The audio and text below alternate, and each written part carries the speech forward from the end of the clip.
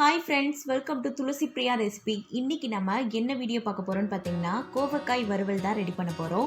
வீடியோக்குள்ளே போகிறதுக்கு முன்னாடி நீங்கள் இன்னும் நம்ம சேனல் சப்ஸ்கிரைப் பண்ணலைன்னா மறக்காம சப்ஸ்கிரைப் பண்ணிக்கோங்க. இப்போ வாங்க வீடியோக்குள்ளே போகலாம்.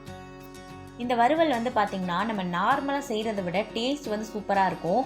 கோவக்காய் பிடிக்கலன்னு சொல்கிறவங்களுக்கு கூட இந்த மாதிரி செஞ்சு கொடுங்க, நல்லா விரும்பி சாப்பிடுவாங்க. இந்த வறுவல் பார்த்திங்கன்னா லெமன் ரைஸ், புளியோதரை, தயிர் சாதம் இந்த மாதிரி வெரைட்டி ரைஸ்க்கும் நல்லாயிருக்கும்.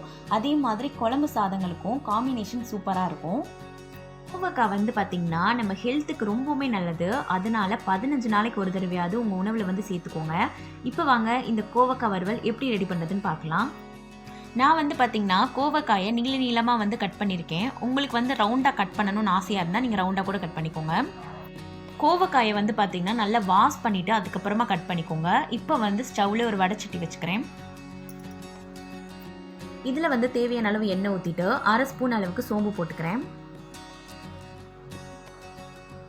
கொஞ்சமாக கருவேப்பிலை போட்டுக்கிறேன்.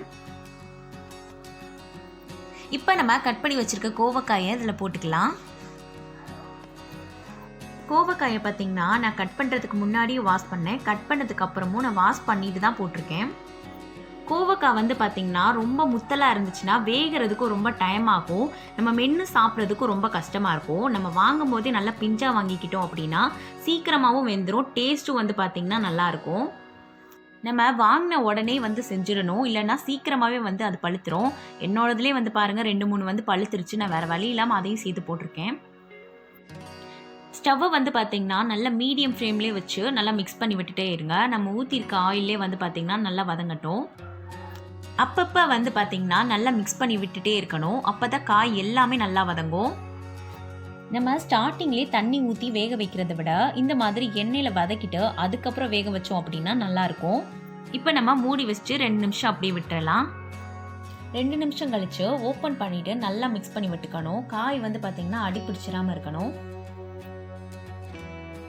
இப்போ ஓரளவுக்கு வெந்திருக்கு. ஃபுல்லாக வேகணும் அப்படிங்கிறதுக்காக நான் தேவையான அளவு தண்ணி ஊற்றிக்கிறேன்.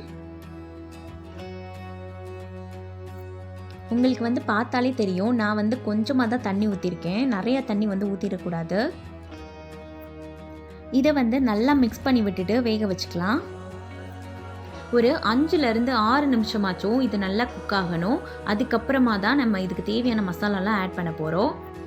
ஸ்டவ்வை ஸ்லோ ஃப்ளேம்லேயே வச்சு காய் வேகிற வரைக்கும் வெயிட் பண்ணலாம். காய் வெந்துருச்சு. இப்போ நம்ம மசாலாலாம் ஆட் பண்ணிக்கலாம். 1/2 ஸ்பூன் மஞ்சத்தூள், 2 ஸ்பூன் சிக்கன் 65 பொடி, 1/2 ஸ்பூன் தனி மிளகாத்தூள், கொஞ்சமாக உப்பு போட்டுட்டு நல்லா மிக்ஸ் பண்ணிக்கிறேன். நீங்கள் உங்கள் காரத்துக்கு தகுந்த மாதிரி மசாலாவை கூட்டி குறைச்சி போட்டுக்கோங்க. இப்போ இது எல்லாத்தையுமே நம்ம நல்லா மிக்ஸ் பண்ணி விட்டுக்கலாம். காயிலெல்லாம் நல்லா இறங்குற மாதிரி. மசாலா கூட சேர்ந்து இந்த காயும் ஒரு 2-3 நிமிஷம் பார்த்திங்கன்னா நல்லா வதங்கட்டும். இது கூடவே நம்ம எக்ஸ்ட்ரா எண்ணெய் வேணும்னா ஆட் பண்ணிக்கலாம்.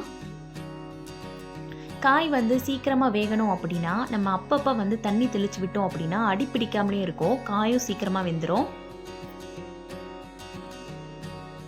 காய் பார்த்திங்கன்னா இப்போ கம்ப்ளீட்டாக குக் ஆயிடுச்சு. இப்போ நம்ம ஸ்டவ்வை ஆஃப் பண்ணிவிட்டு வேற ஒரு பவுலுக்கு ட்ரான்ஸ்ஃபர் பண்ணிக்கலாம். இது பார்க்குறதுக்கு எவ்வளோ கலர்ஃபுல்லாக இருக்குல்ல, அதே மாதிரி பார்த்திங்கன்னா டேஸ்ட்டும் சூப்பராக இருக்கும். நான் முன்னாடியே சொன்ன மாதிரி எல்லா ரைஸ்க்குமே இது நல்லாயிருக்கும். கண்டிப்பாக நீங்களும் உங்கள் வீட்டில் ஒரு தடவையாவது ட்ரை பண்ணி பாருங்கள். இந்த வீடியோ உங்களுக்கு பிடிச்சிருந்துச்சு அப்படின்னா லைக் பண்ணுங்கள், ஷேர் பண்ணுங்கள், கமெண்ட் பண்ணுங்கள். தேங்க்யூ ஃபார் வாட்சிங்.